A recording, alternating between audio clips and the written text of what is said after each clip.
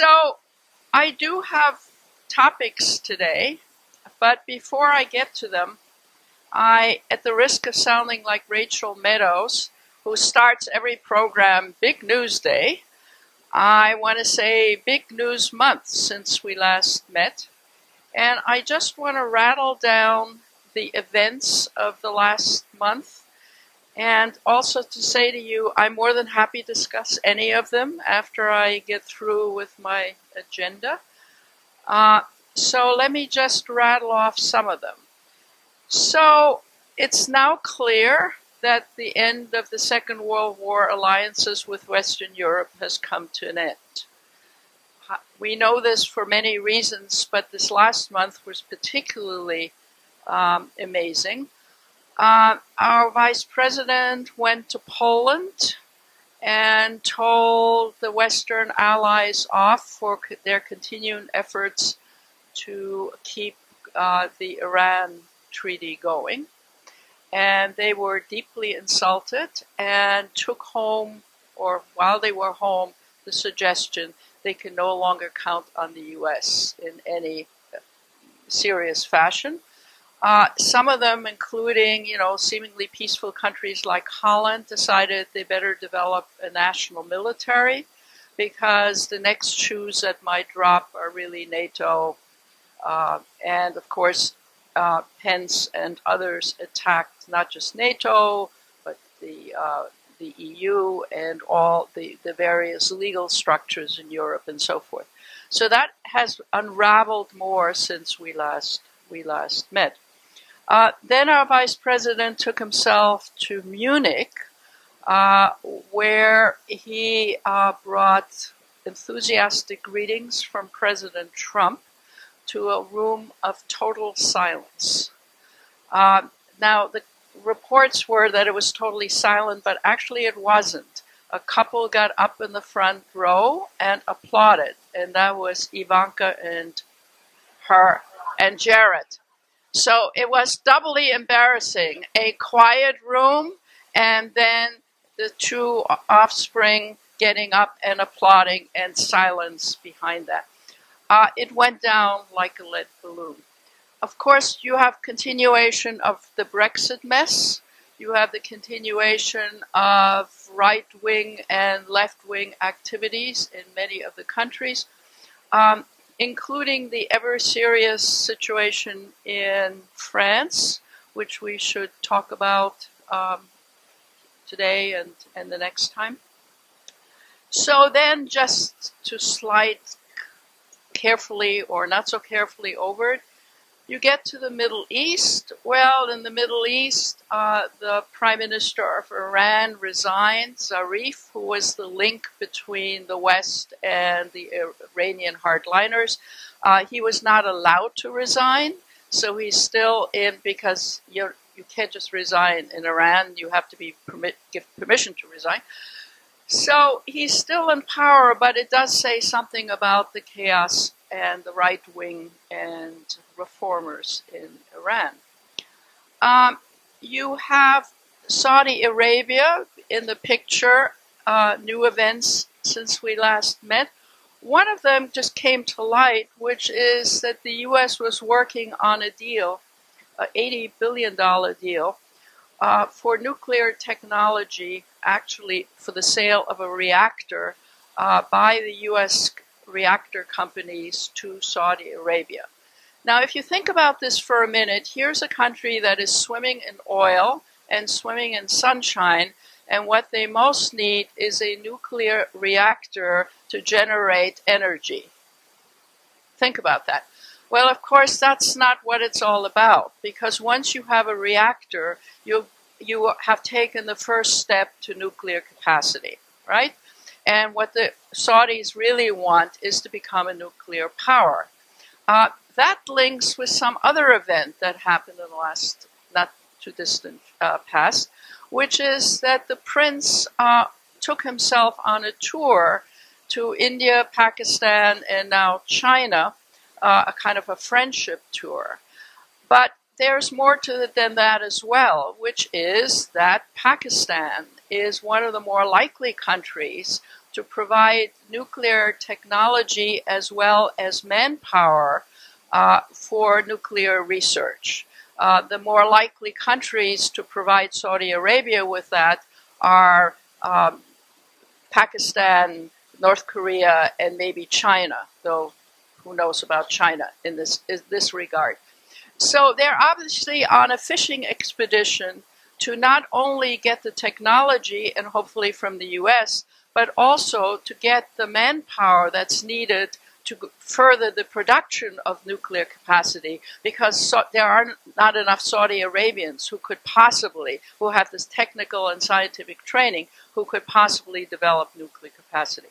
So that's just kind of an interesting long-term issue, and it's not just that he happens to be traipsing around. Then, of course, we had a little rumble between India and Pakistan. Rumbles between India and Pakistan are always serious because they're two nuclear powers. Prime Minister Modi of India is up for election, so he is up for all kinds of things to make himself seem in charge and powerful. Fortunately, it does look as if things have quieted down and it's not going to escalate, in part actually because, interestingly, the Pakistani Prime Minister Khan, former football player, you recall, returned the pilot and made peaceful noises and said, you know, we're two nuclear powers, we can't just let this go out of control. Then I don't need to bore you about China and North Korea negotiations. You probably hear that on the TV and the news. Then, more interestingly, in some ways, are the negotiations in Afghanistan, because the American representative, who, by the way, originally was an Afghan, and a State Department official, is negotiating with the Taliban and so forth. So there's all of that. Then there's Venezuela, which is a major mess, every imaginable way, made worse by the U.S. various policies. For those of you with long memories, the person in charge of negotiating and trying to deal with the Venezuelan situation is none other than Elliott Abrams. Now, Elliott Abramson is well known from the Reagan years. He is a professional international affairs State Department diplomat, but he was a neocon, and he was responsible in many ways for the support of the U.S. of the military in Central America, which created the deaths of thousands of people in Central America, and the price for which we are still paying. That is to say, the mess that was created in Central America under the Reagan administration, these are now chickens coming home to roost in terms of these being very violent and gang-ridden societies where people are trying to come to the U.S. So there is a linkage with that. And he was deeply implicated in the Iran-Contra business with Nicaragua, and in fact was censured for it, but he was charged with misdemeanors rather than anything more serious. So here's a man who has a past in Latin America which appeals to the Trump administration, but his past in Latin America is, to put it mildly, a very iffy one, and perceived very differently in Latin America and in Central America than we may perceive it. It just seems to be some State Department negotiator for Venezuela, but it's very much more fishy, and it has a very bad background. Then, just to edge me into today's topic, somehow the Trump administration decided that they better do something about climate change and all of that, and they were thinking of setting up a committee made up of various people in the energy industry, and perhaps as chair, now it looks maybe perhaps not as chair, a gentleman called William Happer, I'm not pronouncing that, who is a very respectable physicist from Princeton, professor of physics. As it happens, his area of physics is totally unrelated to climate. He is not a climate scientist, and he is one of the most well-known climate deniers. In fact, he believes that putting more carbons in the air and warming the atmosphere is a good thing. So he's actually an advocate of let's have more of that. And he is well known as a climate denier of every imaginable. And somehow the Trump administration thinks putting this very respectable scientist, who is totally on the wrong side of things in terms of climate change, in charge is a good thing.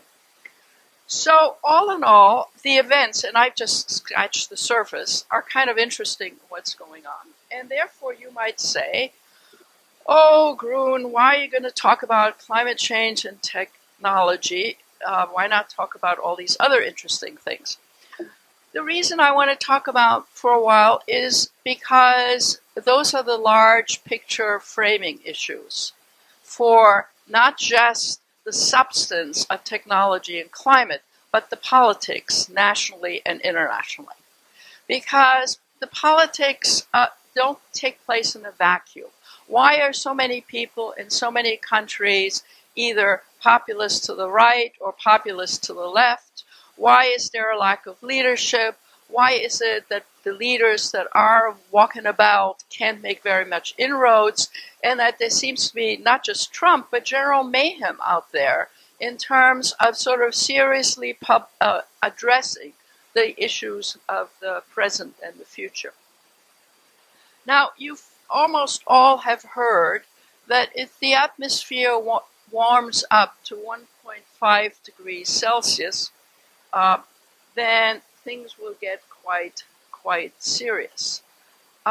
Things will get sufficiently serious that that it will require by 2030 a 45% reduction in emission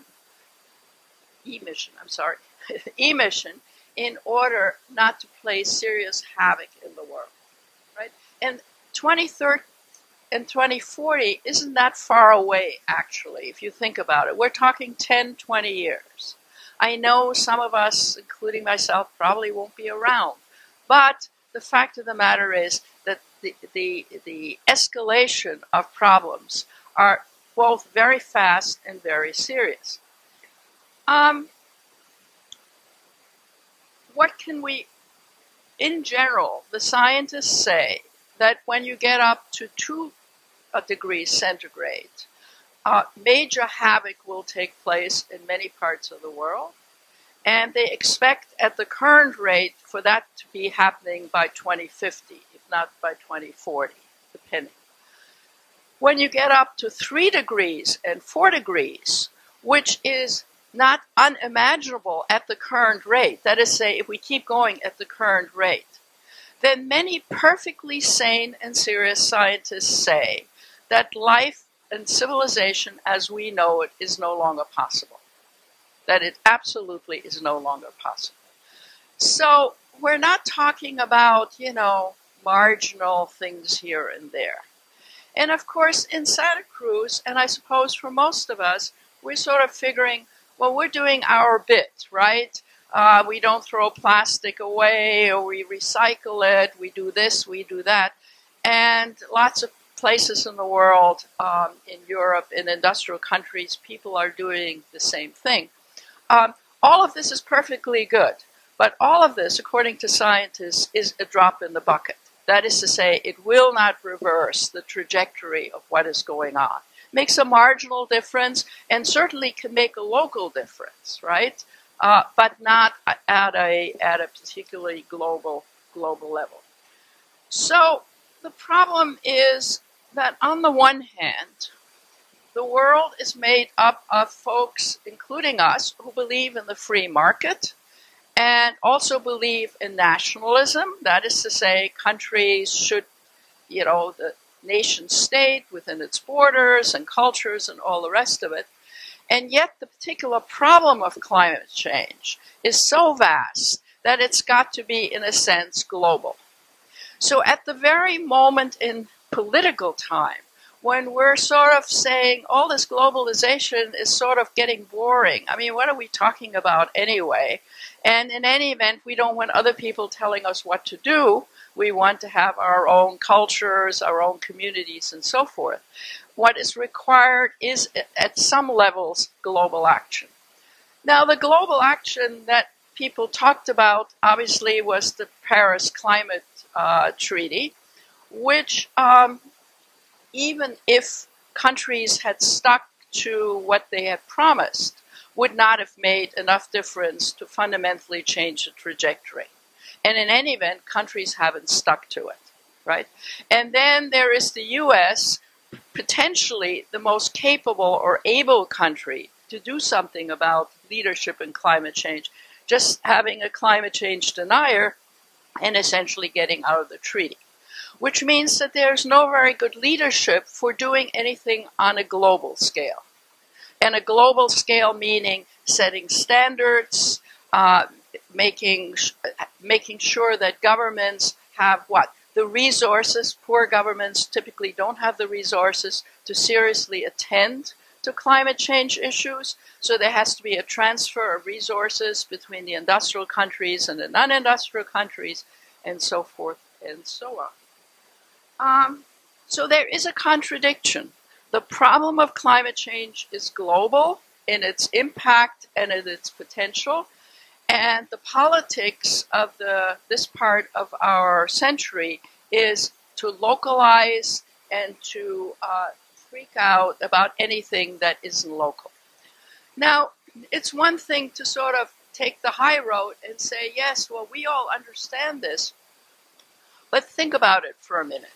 Let's say you live in a small town in, I don't know, the U.S., somewhere in the Middle West, or somewhere in rural France, right? And your situation keeps getting worse. Unemployment, no prospects for your children of one kind or another. The rich keep getting richer, right? The top 80% of the rich folks in the world own more than 50% of the entire population of the globe. And you sort of say, well, you know, this economy, capitalism, our governments, they're all just feeding us crap, actually. And no one is doing anything for us. And if you're in France, you put on your yellow vest. This gentleman is wearing a yellow vest. You put on your yellow vest, and you don't particularly even have an agenda. You just want to say, we feel left out, and we're hostile, and we don't want to pay any attention to the elites. If you are living in a small town U.S., you are what? Half of you are on opioids. The other half are unemployed. Your kids going to college seems unaffordable. Health care seems iffy. You may or may not have it. In any event, the nursing home, if you read the paper yesterday, the nursing home in your town is just closed. And now your grandma is moving, 100 miles away. You can't visit her anymore. In any event, you don't have a car. There's no public transport. There's no public transportation. And you don't even have stores anymore. You should, if you go to small towns in the U.S., which once upon a time had a gas station and a grocery store and all the rest, nowadays what you have is dollar stores. You have no access to fresh fruits and vegetables anymore. Your diet is bad. You're overweight. You now get diabetes. You can't get treated for it properly. I mean, I could spin out these scenarios forever. But that is what many people experience in England, in France, less in Scandinavia. Scandinavia, we could talk about, has, in some senses, fixes for some of this. And in the U.S. And so who is this lady talking about climate change? Who cares? And specifically, climate change is supposed to bring warmth, heat.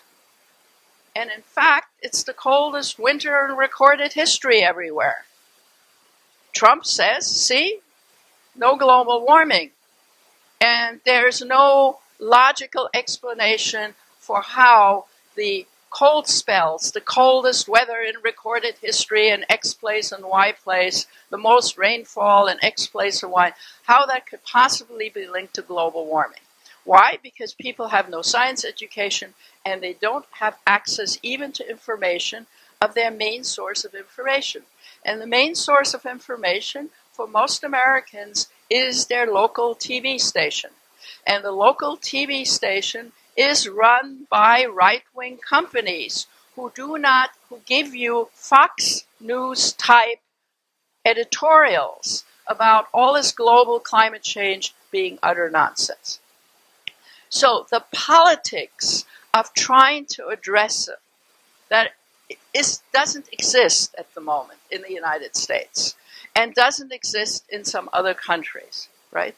Now, if you swing to quote-unquote underdeveloped or late developing countries, actually some of them are doing a better job than we are in the sense that they are addressing not using oil and coal for energy anymore. They use gas, wind power. They're converting in some countries are converting very quickly, including China, I might add.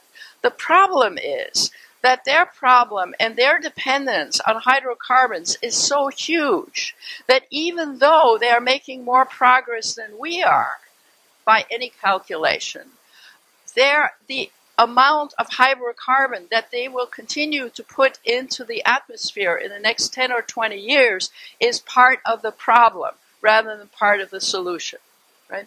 So it's kind of between a rock and a hard place. Some countries very seriously are trying to do something domestically, but the problem of doing something domestically quickly is so prohibitively expensive or so prohibitively a vast problem in a vast country like India and China that it's very difficult to act quickly unless there is major international input and a revolution of sorts, which does not look as if it is happening.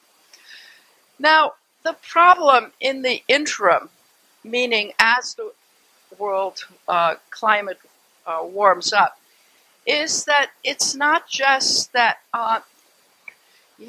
the future doesn't look bright in terms of climate change.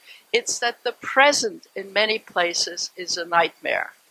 Whether it is water, which is a dominant problem for most of the world, whether it is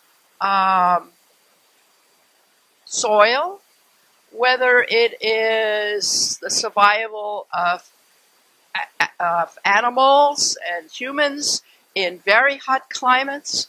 Notice that last summer, the heat in several places in the world, in India and a couple of places in Africa, was so prohibitive. The thermostat went up to 125 and 100 degrees Fahrenheit, which essentially means that unless you have air conditioning and or access to lots of water and electricity and ice and whatever, you can't really survive. If it becomes more widespread, which it is anticipated, there will be all kinds of places in the world which are currently inhabitable by quite a lot of people, which will be uninhabitable in the next 20 years. Not 50 years from now, in the next 20 years.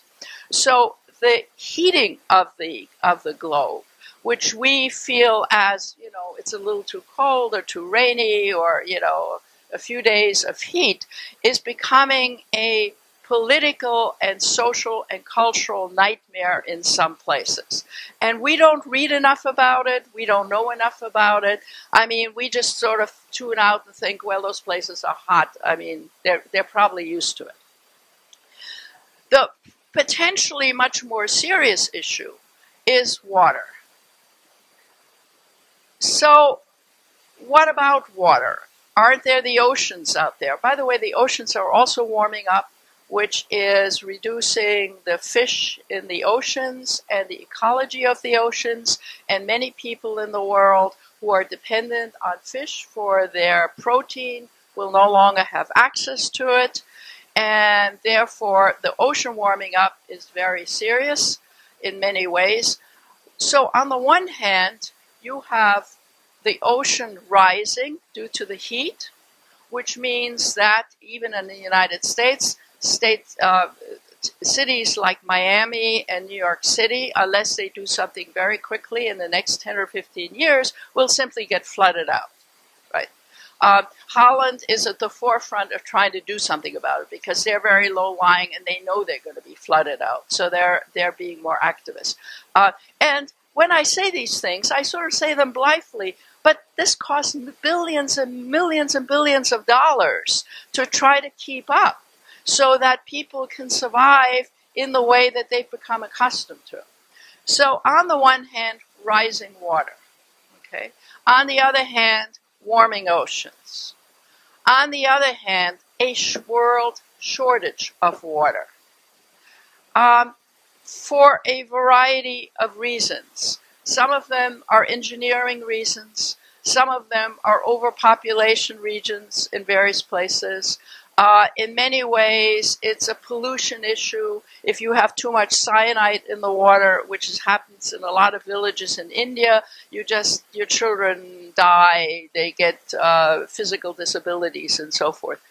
There is currently in about a quarter of the so-called developing world a water shortage that is so serious that it is changing the quality and the capacity of people to live and to survive as they have, which means what? People move, right? They move to various places.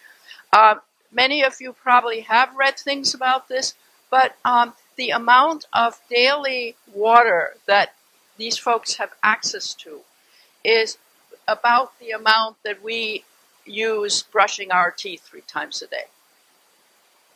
It is remarkable how little water some of the people in the world currently have. Okay. So it's air, it's water, it's land, it's the uninhabitability of so many parts of the world. It's not something 50 years down the road. It's beginning to get serious and will become serious in the next 10, 15, 20 years. So the question is, what is to be done? Well, lots of things, and I can just enumerate some of them here. Obviously, governments can have policies that intervene in the worst aspects of it. There are some fixes for some things. I mean, Miami can't stop the water rising, but they can stop through technological changes, raise things in Miami so everybody doesn't have to move out of Miami. Those kinds of fixes are possible. What kind of fixes are possible in terms of water shortage? I'll talk about technology in a minute. It obviously means recycling the water there is in some fashion. What about food? Part of what you've probably read about is the degree to which cows help put carbon monoxide in the air. Is it carbon monoxide? Methane, sorry. Methane. I'm not your science whiz. Methane in the air, and the solution to that is what? We don't eat beef anymore. So lots of us don't eat beef anymore. Well, other people eat beef. The cows are still out there. That, too, goes in the realm of my second half, which is technology, because now people are talking about, well, you can feed cows seaweed, and then they produce less methane, but there are also other things. So finite problems can, through science, be fixable. But the fixability of any of these things is, A, requires redirecting resources in massive ways, globally and nationally and locally, and the politics for that does not exist. It simply does not exist. Well, you say you listened to the news last night, and Governor Inslee of the state of Washington, who's, by the way, a very good governor, and things in Washington state are very good, has just announced he's running for president, and his issue is going to be climate. Well, he could talk about lots of other issues. Healthcare in Washington is very good, education, all kinds of things. But he thinks that that issue will get him to the presidency. Well, I don't know whether he will wind up getting to the presidency or not, but I assure you it's not over climate change. Because most Americans who vote climate change surefire, we're in favor of it, but not really. I mean, I don't want to do anything about it. You do something about it if you want to, or talk about it, or whatever. There have been surveys in recent times which have asked Americans whether they think climate change is an important issue. And something like 72% of the people in the U.S. Statistically think that it's in the first, second, or third area that they're really concerned about. Okay, so there's an awareness of climate change. Then the question is, how much are you willing to contribute in monthly taxes to do something about climate change? Are you willing to be taxed $10 a month? The answer is no. How much are you willing to be taxed? $1.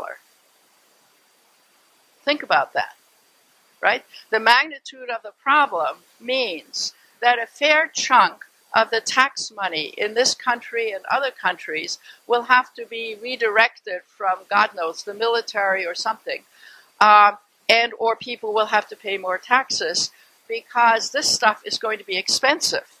This is not I'm in favor of climate change, so I'll go on a half marathon on Westcliff. It's good for our health to go on a half marathon on Westcliff, but it's not going to produce climate change, right? So the problem, and I'm repeating myself, is global, but at many levels, national governments and local governments would actually have to tune in to the global criteria and the global conditions. And none of that is happening. Okay. Now, yes, you can find islands of it. You can find small communities. You can find some Scandinavian countries. You can find some small areas. But the magnitude of the world with, let's say, 8 billion people sometime in the next decade or two, of what is required to make the world inhabitable would be difficult if no changes took place in terms of climate change. That is to say, if we sustained the status quo and did nothing, right, the existing population of the world would fare very badly in the next 10 or 20 years. And if we make fairly radical changes, it will be incredibly costly economically, politically, socially. Everybody would have to change their quality of life. So if the politics aren't going to fix this, even though as a student of politics, I obviously think the politics can get better and should get better and we should work on it. What fixes are there out there? And here I want to talk about technology.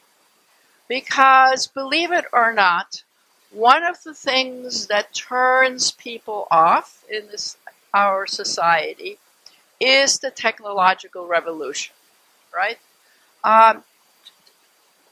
Everything seems to be technology. Technology is expensive. Technology, God knows what those people are doing. They're running companies and they're becoming billionaires. What in the world is going on out there is kind of one kind of position. Another kind of technology spin-offs is we who live in these small towns or in these poor countries used to not have the slightest clue of what's going on in the world. And now we have an iPhone in our hands. And that iPhone connects us with our fellows in the society and connects us with the world. So all of a sudden, we have knowledge that we never had before.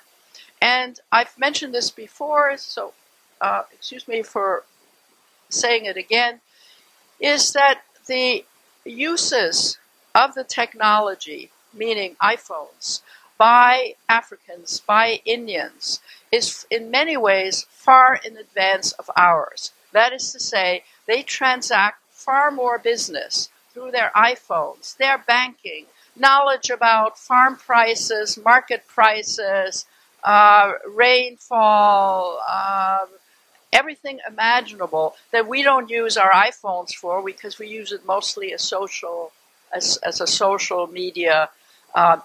Folks out there are using it. So the technological revolution at the level of iPhones has hit every part of the world and has hit many parts of the world in a more imaginative and in some senses interesting things, because you would think that some uneducated village person walking around barefoot wearing recycled Goodwill clothing would not be the person who says, gee, you know, this is what's going on in Sudan.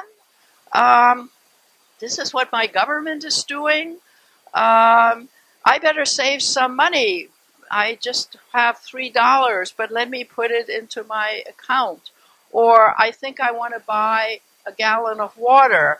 I can do that at the store that sells gallons of water, but I can do that on my iPhone and so forth. So technology has bopped around the world in an uneven fashion, is I guess what I'm saying. And the idea that we are at the forefront of technology and the rest of the world is clueless is in many ways an exaggeration.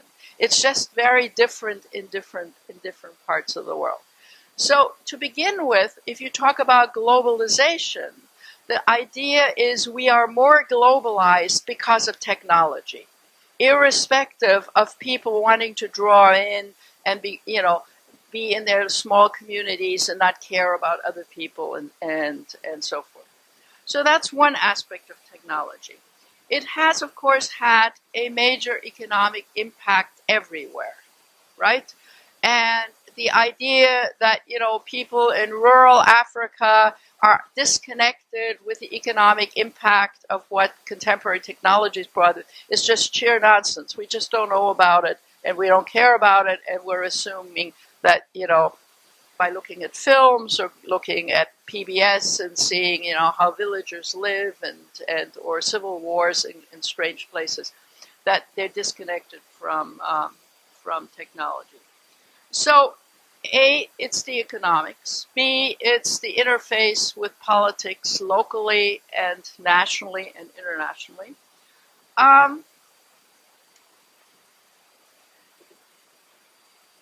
The other thing that technology does is spread the nationalism and the racism and throughout the world. And in a way, if you lived in isolation, you didn't, in Iowa, you couldn't have cared less as to what the treatment of Hondurans at the border were, or whether there were children dying. Or you didn't know that in some part of your country in Nigeria, there is a group of people, shooting other people and so forth.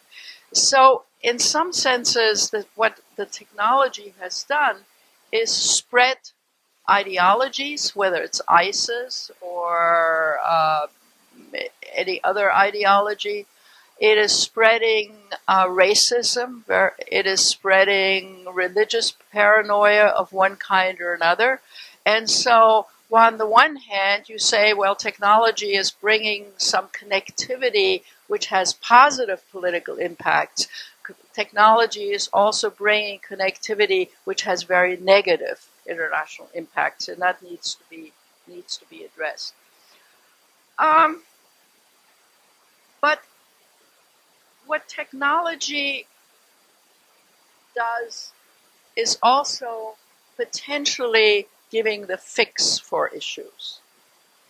So let's take the water issue. Not enough water. Lots of communities bereft of water.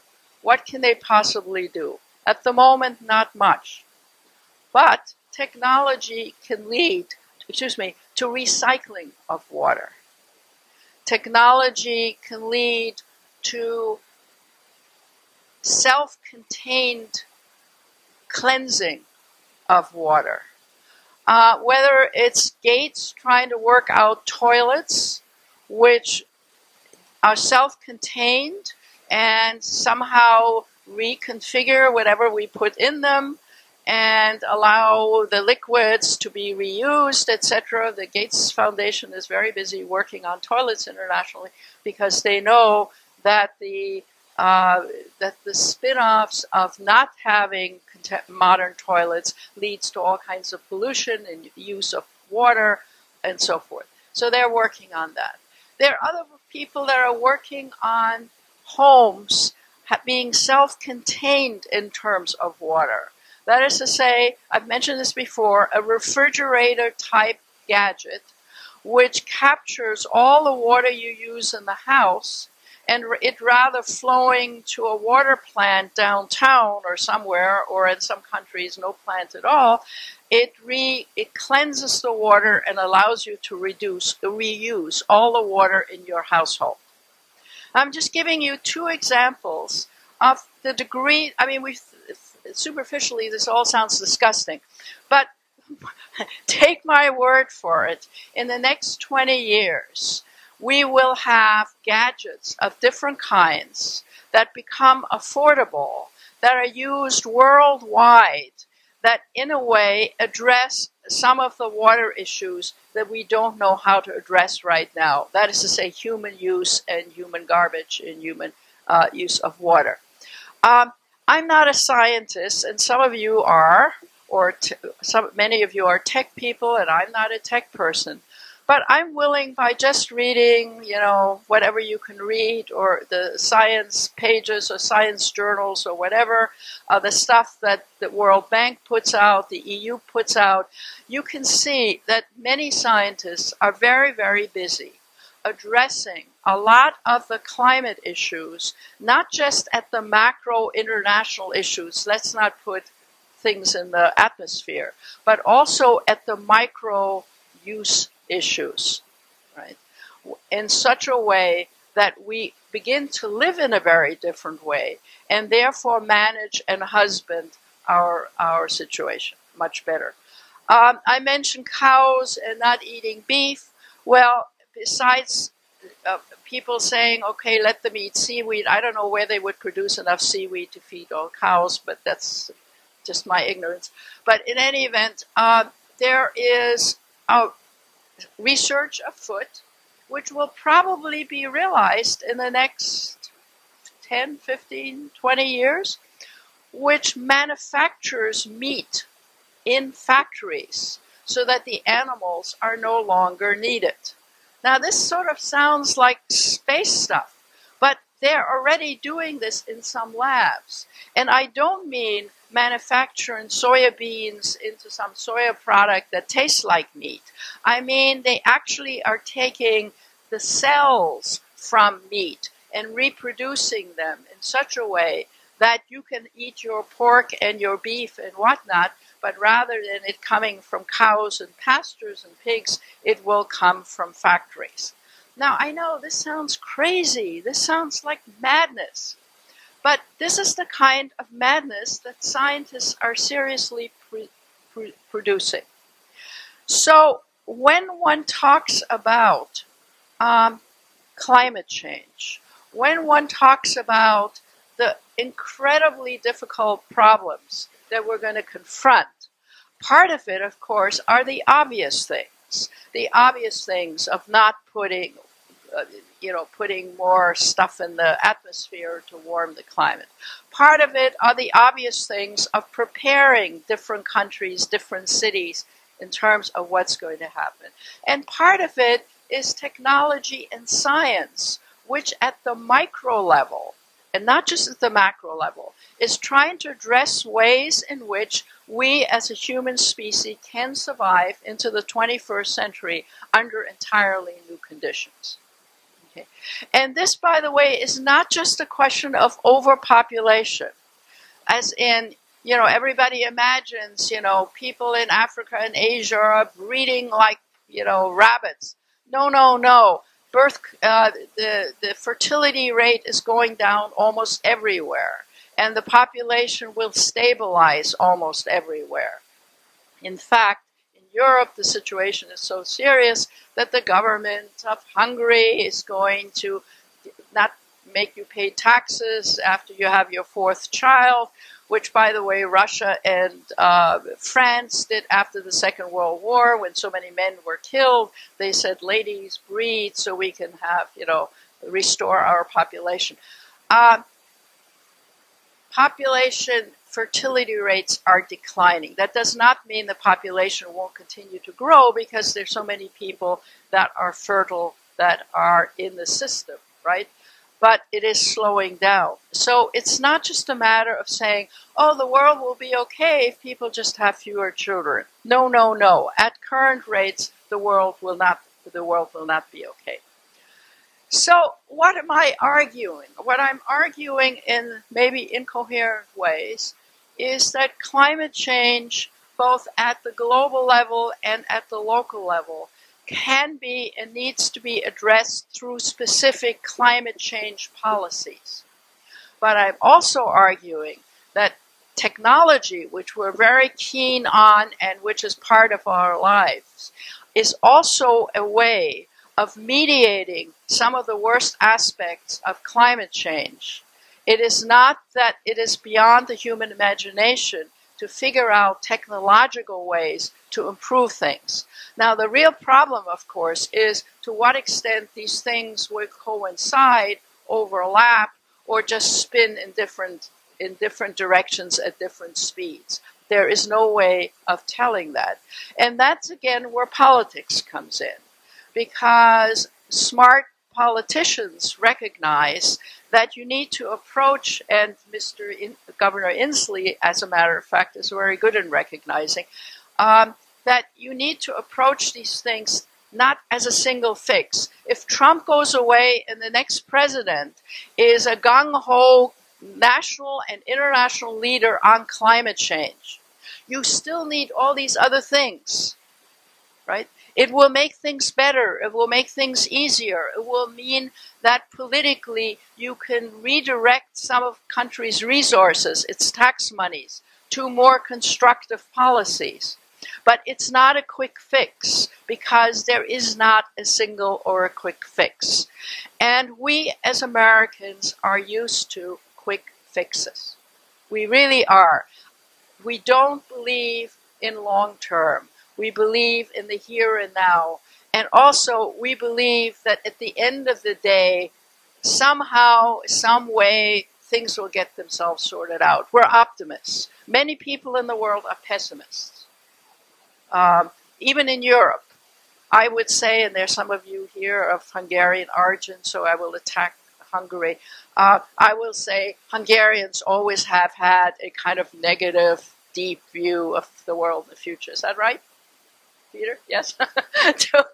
That's very different from Americans, right? A morbid view of the present and the future. We're kind of an optimistic society. And the optimism actually in many ways serves us well because it makes us willing to change gear, to jump in new direction, to believe that change is possible, to put shoulder to the wheel individually. So that's actually a good trait. What we don't believe in our arrogance is that others have something to teach us, right? Because we actually, Trump yells America first, but deep in the heart of most Americans is somehow we're superior. Somehow, we have this incredible country has been built. We must have done something right. Okay. And that, of course, makes it very difficult for us to sort of say, actually, we don't know how to do X or Y. Why don't we look at, Sweden, Norway, Finland, Estonia, and see how they're dealing with the situation? Maybe they figured out something. Maybe they figured out a technology that we could deploy, maybe in a very different fashion. And that, I guess, leads me to a kind of a final is the wrong word, point about this. And that is the depressed state of American thinking right now. It's not just that liberals in Santa Cruz are depressed. It's the fact that the people who are supporting Trump and who've opted out and supporting the yellow jackets, even though they don't have a particular strategy in France, the people who favor Brexit, even though it's hurting them. People have a feeling that things are no longer in their control and that the people that have some control couldn't care less about them. And that requires political leadership and ideological fixes. And of course, the people that come to fix it ideologically tend to be extremists on the right and the left, right? So ideologues who say, well, if we just do this, the left behind people in the world feel more left behind in part because of the technology that they have access to. If I live in Iowa with my $3 stores and no proper grocery store, and I see on TV what stores look like in Santa Cruz, where we have more bakeries and more organic stores and so forth, and, imaginable. We don't even know which ones to go to anymore. There's so many. Then you say to yourself, okay, I don't understand what's happened to me here. Something's happened. And America First is obviously not going to fix it. What will fix it is not clear, because things are going to get worse before they get better. And one of the ways that people respond culturally, socially, and politically is to say, okay, can't live here if I don't kill myself with opioids, got to move somewhere where it's better. And so you have this huge global process of urbanization. Mega cities everywhere. There will be 100 cities over 50 million people in the next 20 years, say the demographers, right? Those are huge places. And huge places make lots of garbage, need lots of water, need lots of health care, need lots of everything. And I am not sure in my own mind whether or not, given the circumstances of some countries, urbanization is actually not a fix, because in a fixed environment, it will be easier to deploy technological fixes of one kind or another. But it will be very politically destabilizing. Right? So what's in our future is destabilization, not just because of climate change, not because just of technology, but because the idea of how people can live and should live has been changed through the visibility of how other people live, right? And that has produced a movement of people of one kind or another. Next time, one of the things I want to focus on is population and the movement of population, which I just introduced here, not just in terms of refugees and asylum seekers, but worldwide there are population issues going on, which heavily impact politics, global change, climate change, technology, and all the rest. We tend to deal with crises, and the crises produced by water shortages, by floods, by unbelievably cold and hot weather, by all of these things. It's sort of bad, but it doesn't, if you don't live in one of those places, what you don't factor in is at some point the utter hopelessness of it. And that hopelessness has political implications. It has political implications for people willing to buy into ideologues, dictators, authoritarian leaders, and all the rest, which is exactly what's happening in the world, right? The idea that post-Cold War we were moving in the phase of liberal democratization and capitalism and so forth seems badly, if not stopped, and then at least badly damaged. And so people are politically looking for quicker fixes. And if their political leaders don't give them fixes, then they're going to try to fix things themselves. And fixing things yourself, in part, in this global world, means you're going to move somewhere else because you hope there'll be a fix. I'm reminded of the idea of California, right? Lots of either you or your ancestors or whatever were unhappy wherever they lived in the East, and you moved to the West because the West was hopeful. The West gave opportunity. And some of the people, of course, found the opportunity. And so you have the great state of California. But don't forget, lots of people also jumped off the Golden Gate Bridge.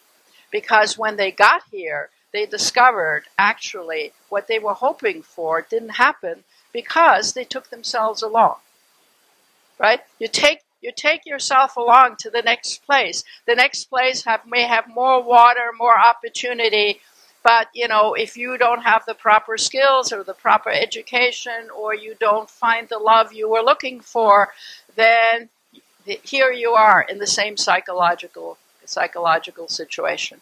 And that is incredibly dangerous politically, because if you have mini revolutions in cities, if you have anarchy in cities, there's very difficult for political leadership to put the genie back in the bottle again. So I guess what I'm saying is that as much as the science of climate change, so much as we all know climate change is happening and needs to be addressed, and as much as technology has some fixes, medium term and long term, what is really completely out of control as we speak is the politics of it. Because it's either not being addressed, or it's being addressed by authoritarians who deny it, like climate deniers, or it's being addressed by totally irresponsible folks like Trump, but he's not the only one. And so the question for us is how to reinstate political engagement rather than opting out. And we are at a moment in history where it's true that high school students in England and in Scandinavia are not going to school and having protest marches and saying, do something about the environment. And it's a perfectly good thing for them to be doing. But the rest of everybody else is staying home and saying, oh, those kids are cute. Look at that. They're interested in the environment. By the time they're grown up and in leadership position, I'm afraid the politics will have gotten so screwy that even they can't fix it. And therefore, if countries don't start addressing not just climate change, but the politics of the global economy, the politics of the urbanization and leaving rural places bereft, and the politics of an unwillingness to address people's pain by just blaming somebody else rather than addressing it, then it seems to me we're going to get to 3 degrees climate change, and we're going to get to an increasingly unstable political situation. So on that cheerful note, let me then say, after the break, I'm perfectly happy to not only discuss this, but to discuss all the issues that have happened in the last month that you might be interested in, so we can have a general, international affairs discussion. Okay, have a break. So, while during the break, some folks in the back did research, and their research, I want to share their research, which is that China, with its 4 billion people, they don't eat beef by and large, they eat pigs. And so the question is, do pigs generate the same problem that cows generate? So the first thing they've discovered in the back is that the pigs they don't eat grass, they eat soybeans, for example. And where does that come from? The U.S. Yes, and part of Trump's trade negotiations right now have to do with the restoration of sending soybeans to China so they can feed their pigs. It's also the case that as soon as we put tariffs or whatever on the soybeans to China, Brazil immediately decided that they should produce more soybeans because they also sell soybeans to China. And in order to do that, excuse me, they have to mow down more of the jungle. And it's the jungle that absorbs the hydrocarbons from the air. So that wasn't very good.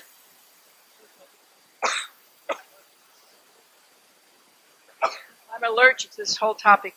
But then the question arose, what do when pigs fart? Thank you. Is the fart as bad as cow fart? And apparently not, but their research hasn't been fully completed. So, on that note, yes. Okay, verbs. Thank you. I'm glad there's somebody here who knows about these things, because I clearly don't. Yes. Yeah, it's a good question. I mean, the Venezuelan situation, as you point out, is lots more complicated than we hear, and in part it is because there's not a high level of interest in Venezuela in this country.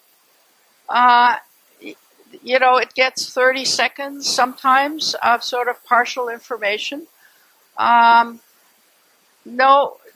you know, the sponsors pay for things that people want to hear, and people are not particularly interested. And part of it is sort of almost in an odd way prejudicial because, after all, the government of Venezuela is hardly some kind of stellar government, right? And the political figures in the U.S., especially some of the senators, our dear senator from Florida, has lumped Venezuela in with Cuba, and we know those countries are bad, right? But you know, we don't want to have much to do with them. We don't much want to let you know, refugees from those countries in.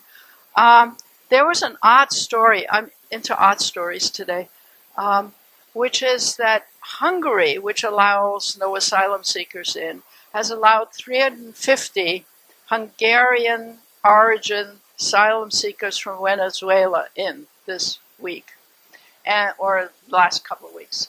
And the reason they give is because those folks are Hungarian. Now, some of them are Hungarians of the Nazi period, as in Nazis who went to Venezuela after the war, and some of them were 56 Hungarians who, in their leaving Hungary, went to various places, and some went to Venezuela.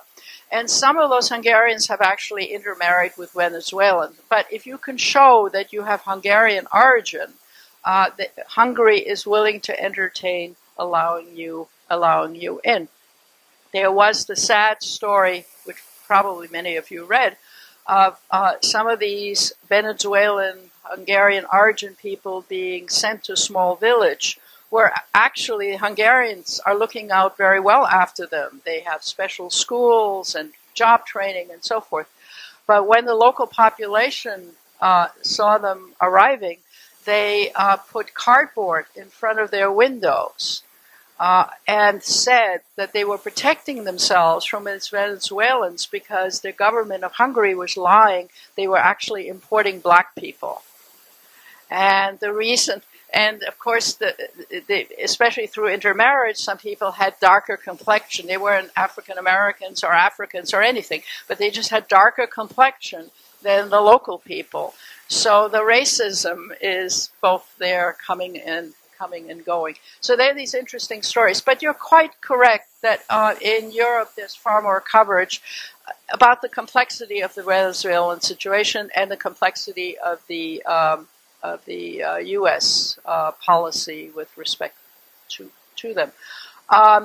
The part of what happens when countries like Venezuela move into a mess is that you have refugees. I mean, there are 3 million Venezuelan refugees, not just the 350 in Hungary, but they're in Colombia and other Latin American countries. And, of course, it's incredibly expensive for these otherwise fairly poor countries to sustain them. So a lot of international aid is going into helping countries with refugees.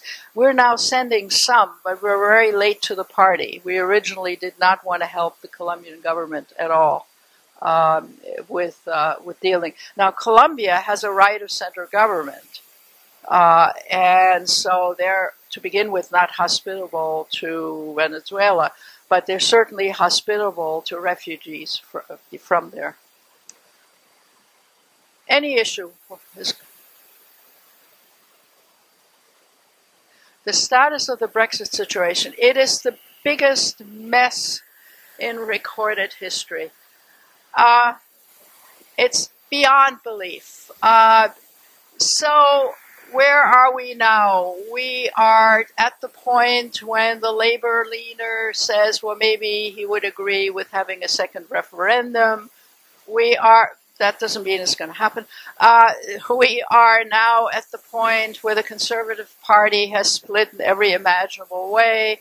We are now at the point for people discussing maybe a new party would be a good idea, but given how the electoral system works, it's very hard for a new party to edge itself in there. Ms. May is running around, I think, now trying to get an extension past the March extension, and which point to sort it out. There are increasing feelings that the businesses that are drifting out of the UK is really harming the English economy, which is slowed down.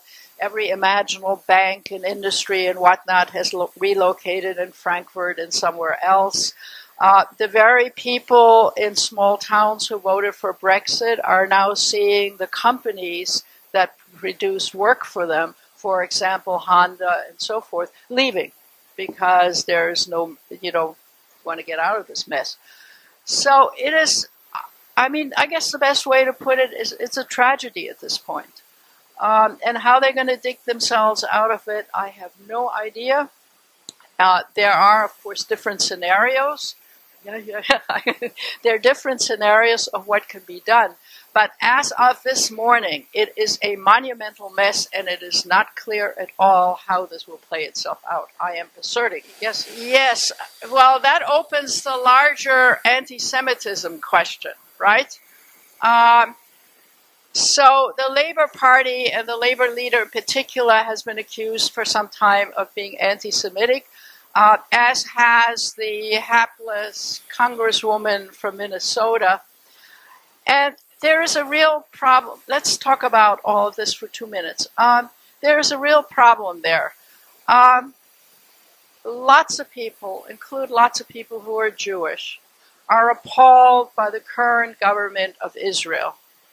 And furthermore, are appalled by Netanyahu aligning himself with an extreme right-wing, certifiable racist political party, right? So even AIPAC, which is normally gung-ho Israel almost anything, now is having its doubt as to whether or not they need to say something. Now, if you happen to be not Jewish, and if you happen to be, even worse, a Muslim, and you say anything in favor of the Palestinians or the future Palestinian, it's very easy, especially if you're a right-wing type person on this issue, to say anti-Semitism. Now, it is true that there is rising anti-Semitism in the world, in France and in other places. And it's very difficult to sort out where this overreaction to any kind of concern about the Palestinians sweeps over to actual anti-Semitism. And I would like to suggest that they're actually two separate things. That is to say, the people that are currently criticizing Netanyahu and criticizing his alliance with that party, I think have a rock to stand on, that they're not being anti-Semitic, whether they're Jewish or not Jewish, but rather calling out an appalling government and a Trump-like appalling corrupt leader and an alliance for convenience sake with an appalling party. On the other hand, it's not either or. It is noticeable that there is anti-Semitism running around the world, which is somewhat unrelated to that. That is to say, people who are anti-Semitic or have been or have hidden their anti-Semitism or whatever now feel there's license to come out and be anti-Semitic. And that, it seems to me, has more to do with some of the other things we've discussed, namely that in people's unhappiness with their current situation, you need to find somebody to blame. And existing groups which have been discriminated against are an easy group to blame, right? It's the Jews. Somewhere else, it's the Mexicans, it's the Guatemalans, it's the something. If you listen to Trump, you know that there's massive murder, mayhem, gangs coming across the border from these women and children, right? And the reason we need the wall is to keep this mayhem out of our country, right? Other countries, like Hungary, like Poland, like lots of countries, are talking about we don't want non-Christians in our country, okay? And by non-Christians, you mean not only you don't want Jews, but you don't want Muslims, and you don't want anybody who you don't want. Essentially, you call them non-Christians. So we have, it seems to me, separate but overlapping issues here. The anti-Semitism that is emerging is real, and it's not only related to what's happening in Israel right now.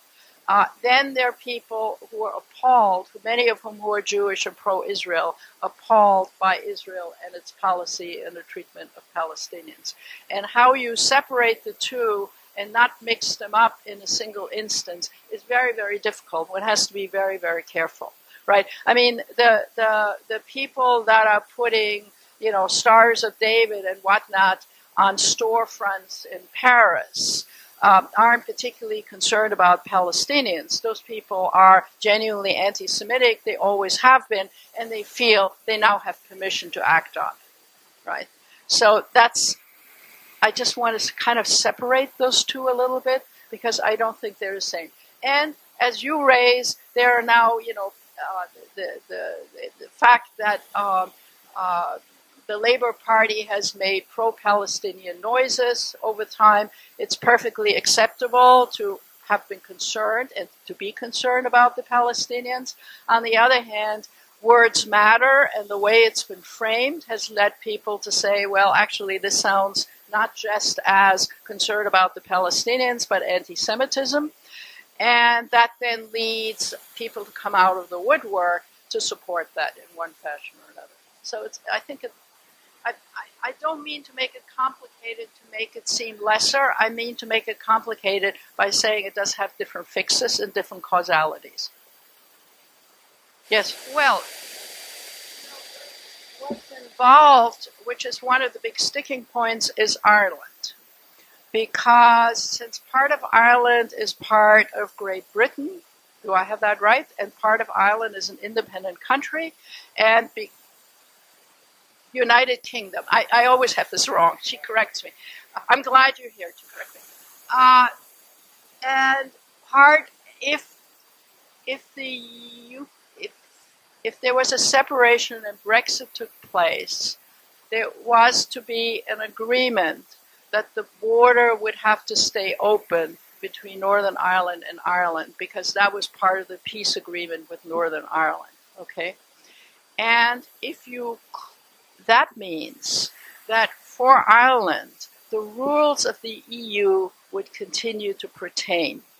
And the reason for Brexit was that people didn't want European rules to rule England in any way, right? So the Human Rights Court in Europe and the various rules would continue to pertain, which leads Brexit people to say, so if we make this agreement about Ireland, which the EU insists upon for very good reason, if we make this agreement over Ireland, then actually, in many ways, we're still entangled with the EU. And the Brexit vote was to just cut out of the EU 100%. That's the sticking point. Does that make sense? Yes, hard to say, but, you know, there is Congress, there is a Supreme Court, there are still laws in the country. Ben Carson, by the way, has said that he won't stay in the housing, Secretary of Housing, if Trump got reelected. In the meantime, of course, the whole federal housing program is in a total mess. And but he has his lovely furniture in his office, which was, you remember the beginnings of it. So, I mean, you can be alarmist, but I think it's much better not to be alarmist and to support those who actually do believe that we have a constitution and a system and so forth, and that is still operational. So even though I always am accused of bringing nothing but bad news, I am at some level an optimist. Otherwise, I couldn't be mucking around in this, right? It's not really the case that nobody's talking about it. Population in general slows down. That is to say, reproduction slows down under two circumstances. One, if people have, education of women, but not very much. 2 or 3 years will do it. And access to birth control. Okay? And in 3/4 of the world, this has become very effective.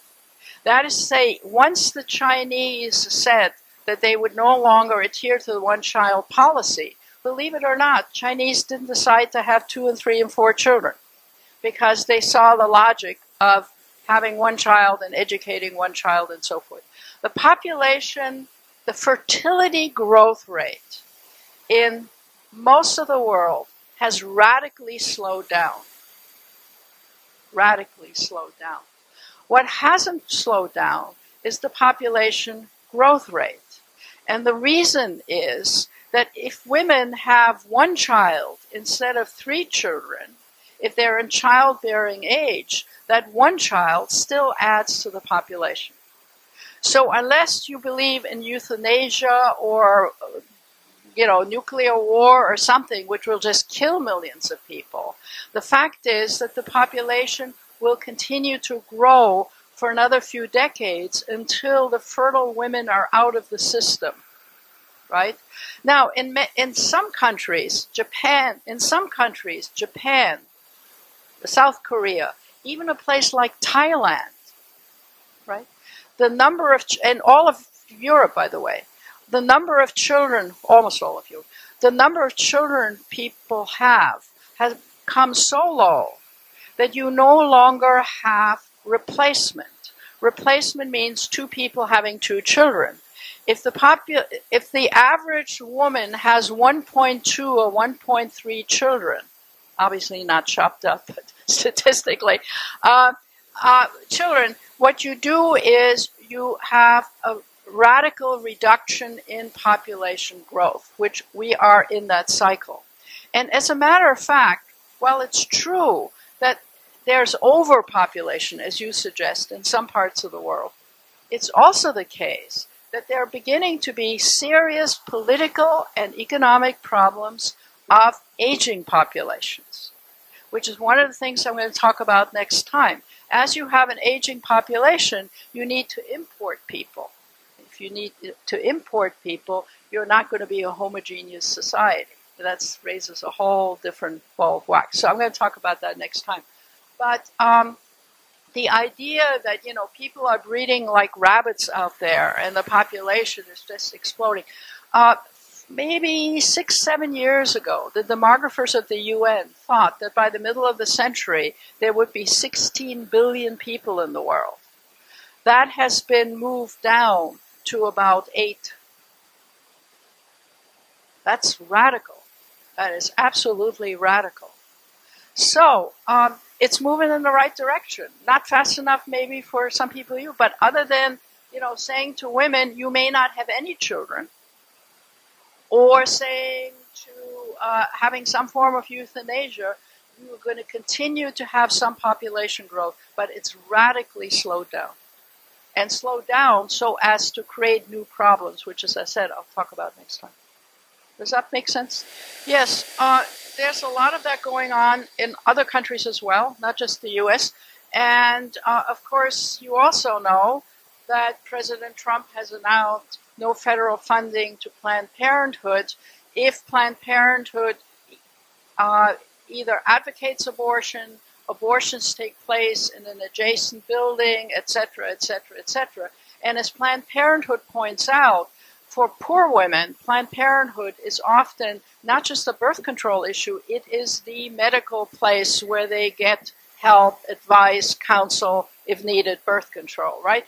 So in some ways, on the one hand, governors and local people are trying to act. On the other hand, we have a president and administration who's going in the opposite direction. It is madness, if you're asking. That's obviously it's going to be litigated and all the rest of it. Almost everything is being litigated. I'm imagining some days, don't you feel that way? Some days almost everything imaginable that's currently happening is being litigated. And I'm thinking, how many judges are out there?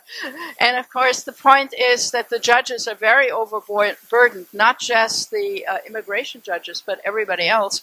And so it takes years to sort this thing out. And of course, the idea is if it takes years, it can't be implemented, it can be held up, and then who knows, maybe down the road people will forget about it. But it is an odd way of doing business. It really is. Yeah. Yes, sir.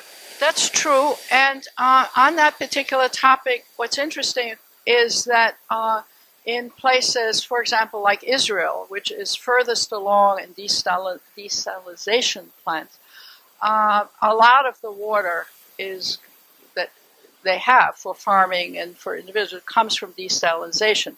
And there are some other countries who've moved far in that direction. The problem with that is you've got to be on the coast, right? To bring you can't be 350 miles away. So there are lots of places that are near water, are not near water. So desalination is not a good idea. And it's very expensive, incredibly expensive at this point, though the cost may go down. And finally, from the desalination, what is left over is salt sludge of some kind. And it is huge in quantity. And if you would imagine that every coastal place and coastal country would have desalination plant, the next thing we would have is literally, sky-high mountains of this salt stuff that nobody knows what to do with. So you think that that's not true? Well, what they do within Israel, they do all kinds of things, but there are also mountains of it sitting there. And it's incredibly expensive to do something with it, right? So you also have that added expense. It's not just the expense of the desalination plant, it's also the expense of what you do, of the spin-offs that come from that. So the whole enterprise is useful for some people in some places, but A, is very expensive. You have to be pretty much technological to do it. And while it fixes some problems for some places, it's not a universal fix for water shortages. For example, it's not a universal fix for inside of China, for example, in Beijing and so forth. They have no water, right? They're running out of water. Desalination is not a fix for them. Oh, Santa Cruz, yes. Well, we have A, we're rich, and B, we could do all kinds of things, and all kinds of things should be considered. But I'm just saying the global water issue is not resolvable only through desalination. That is an issue that fixes some problems in some local places, but it's not a global fix. Yes, I don't disagree with what you're saying. That's completely correct. I just want to reiterate the last point I made.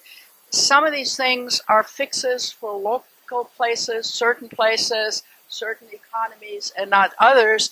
And I don't think there is a universal fix, single fix for all water issues, all climate issues. It's very, very complex. Yes. But, again, Israel is a good case in point. They managed to take the salt out of desert sands and this and that. Yeah. But the problem is these things are A, very expensive, B, very technological, and C, not accessible or desirable or useful for every place in the world. The Green New Deal is what you... Well, it's better to put out a Green New Deal than not put it out. It's better for people to think of big plans and make that a priority than not make that a priority. It's better for candidates to opt in to the fact that climate change has to be addressed. The specifics of the New Deal green thing is a mixed bag, right? I mean, the people who say it's going to be too expensive have a point. The priorities or how they should be addressed, it's maybe too simplified and so forth. So as a political gesture, I think it's a good idea. In terms of specifics, it's not going to be applied the way it's now written. Doesn't really matter, I don't think, as long as people talk about it and are mobilizing people to address it, is how I would put it, as a sort of moderate way of addressing it. I don't think it's crazy to put it out there, but I also don't think that it can be implemented the way it is written. And finally, you know, if even if a community or a country figures out a fix for something, I want to get back to the idea that the problem is really global. That is to say, you should act locally. I'm not against acting locally, but you shouldn't imagine because we in Santa Cruz are a virtuous community and we have the resources and we're doing some good things, that therefore we can kind of rest on our laurels and not imagine that what's happening out there also needs to be part of our political consciousness and that our government needs to be part of the solution rather than, you know, denying that it's a problem. So I just think of it as layered things. I think local people should not be discouraged from doing local things. I just don't think they should be naive enough to imagine that doing something local will, and everybody doing something local will, in the final analysis, add up to climate change having been addressed. It's too big a problem to be addressed piecemeal only, and the pieces won't ever come together unless there's also major strategy and also the internationalization, the political internationalization of different things having to be addressed and allowing different people, different countries to address them in ways that make local sense, right? What China needs to do and what India needs to do and what Africa needs to do isn't all the same. But at the same time, one needs to say there is a global issue here and everybody needs to put shoulder to the wheel, to cooperate, to exchange technology, to exchange funding if it's necessary, and education and so forth. So there's both big picture and little picture. Yes, the question has to do with the whole North Korea and the announcement that we're not going to have major military exercises. If you remember, after the meeting in the first meeting of Trump and Kim, Trump canceled the annual military exercise in that part of the world. And everybody, including the military, went ballistic by saying, first of all, he gave away too much. He got nothing for that. He just got, what he got for it was that he came to believe Kim loved him and vice versa. And the military had a fit. And among other things, the military argues that unless you have exercises, military exercises and joint exercises, your military won't be ready in case they need to be ready. And second of all, by saying, oh, well, we're just going to stop military exercise, you were in fact stabbing our ally South Korea in the back because they weren't consulted at all. And they're very dependent on the American military umbrella and so forth. So this time around, of course, the love affair came to a standstill. And, but Trump, you know, still feels that he feels warmly to Kim and vice versa, and they can probably agree on something down the road. So they found, or the military helped him find an intermediate solution And that is, instead of having massive regional military exercise, they would have smaller scale military exercise, which would seem less offensive to North Korea, and at the same time would make the military happy that they're doing something. So it's one of those squishy things. The problem here is the problem we have in general, which is that our allies are supposedly Japan and South Korea. And by Trump acting as if he was a universe unto himself without consulting Japan and South Korea, he's doing the same thing in that part of the world that he's already done in Europe, which is alienate our allies. Right? Because even though at the end of the day the U.S. can pretty much do what it wants to do, people would like to have been consulted, right? And to put them down and say, Mr. Prime Minister of Japan, I'd like you to nominate me for the Nobel Peace Prize. And at the same time, Mr. Prime Minister, I'm not even going to bother consulting with you about these regional military exercises. Doesn't make a whole lot of sense, right? But we, the United States, can do anything we want to do. Trump can do anything. He doesn't have to consult with the military, etc. And speaking of the U.S. military, you know that the acting Secretary of Defense knows absolutely nothing about the military other than procurement. He comes from the arms industry and has no military experience whatsoever. And that's not particularly helpful at the moment either. But anyway, yes. Yes, there is the Philippines and Mr. Duarte, who under the best of circumstances is a nasty dictator, right, who kind of shoots people randomly. A bad kind of ally. But, the Duartes of this world are the kind of people that appeal to Trump, right, because they can act unilaterally and they can charm each other and all the rest of it. On the other hand, the Philippines is, a semi-serious country out there, and there are other people other than Duarte in the Philippine government, and the Philippine military and so forth is, quite scared of things happening out there that they're not consulted with or drawn into and so forth. So that's part of that. So on the one hand, it's a charm offensive between the two men. On the other hand, it's the Philippine establishment in the military saying, whoa, wait a second, don't draw us into a mess there. I know I sound disrespectful, but, we have a president who A, doesn't read, B, doesn't read his security memos.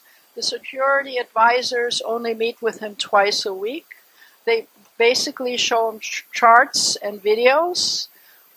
He does not know much about the countries that he's dealing with. He's not particularly interested in knowing what he's dealing with. So everybody around, including people who are basic Trump supporters, very often get freaked out in the foreign policy area because he tweets something which makes no sense at all, even to a very conservative and even right-wing Republican establishment. And of course, the one thing, I suppose I can end on this negative note, is that one wonders when the Republicans might get around to working with him in lockstep. And there, I think you only have to look at recent polls. Last week, there was a new poll on Trump, what percentage of voters support Trump, and he went up by 3%. He hasn't gone down. He's gone up by 3%. Because essentially, what people say is, I don't like him. He may be sleazy. He may have affairs with women. He may do this and that. But boy, he's acting. We've got action out there. He's telling other countries off. He's acting. He reduced our taxes, even if that's not true. I know, but, that was the propaganda.